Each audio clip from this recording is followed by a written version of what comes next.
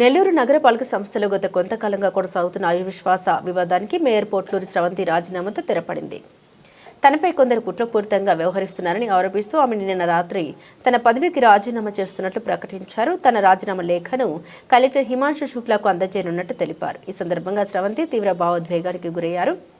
తనను పదవి నుండి దించేందుకు కొందరు తీవ్రంగా ప్రయత్నిస్తున్నారని ఆరోపించిన స్రవంతి కార్పొరేటర్లపై దాడులకు పాల్పడుతూ మహిళా కార్పొరేటర్లు బెదిరిస్తున్నారని ఆవేదన వ్యక్తం చేసింది. తనకు మేయర్ పదవి ఇచ్చింది సీఎం జగన్మోహన్ రెడ్డి అని, ఆయనకు ఎప్పటికీ రుణపడి ఉంటామని పేర్కొంది. తాను పదవికి మాత్రమే రాజీనామా చేస్తున్నానని, ప్రజాసేవలో కొనసాగుతామని వెల్లడించారు. తనపై కుట్ర పడిన వారికి ఉసురు ఖచ్చితంగా తగులుతుందంటూ శాపనార్థాలు పెట్టారు.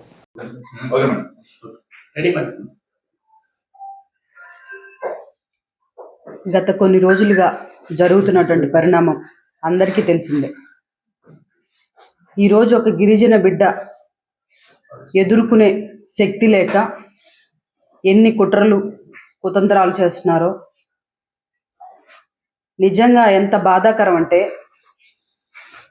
నాకు కార్పొరేటర్లు మద్దతు ఇస్తున్నారని వాళ్ళని భయపెడుతూ, బెదిరిస్తూ, కేసులు పెడుతూ, కనీసం మహిళా కార్పొరేటర్లను కూడా చూడకుండా వారి ఇళ్ళకెళ్ళి వాళ్ళని బెదిరిస్తూ, ఇబ్బంది పెడుతూ, బయటికి చెప్పుకోలేని పరిస్థితిలాగా వాళ్ళని అనేక విధాలుగా భయపెడుతూ ఇబ్బంది పెడుతున్నారు.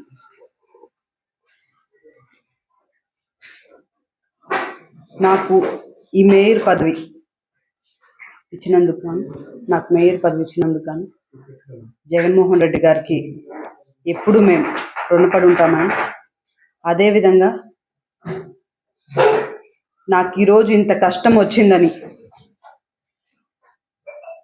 గిరిజన దళిత నాయకులు నాకు అండగా నిలిచినందుకు వారందరికీ కూడా నేను రుణపడి ఉన్నానని తెలియచేసుకుంటూ, ఈరోజు నా మేయర్ పదవికి రాజీనామా చేస్తున్నాను. రేపు మార్నింగ్ వెళ్ళి కలెక్టర్ కూడా అందించడం జరుగుతుంది. నేను మేయర్ పదవికి మాత్రమే రాజీనామా చేస్తున్నాను. ప్రజలకు ఎప్పుడూ చేరువుగా ఉంటాను. వారి ఆశీస్సులు మా మీద ఉన్నాయని మేము అనుకుంటూ,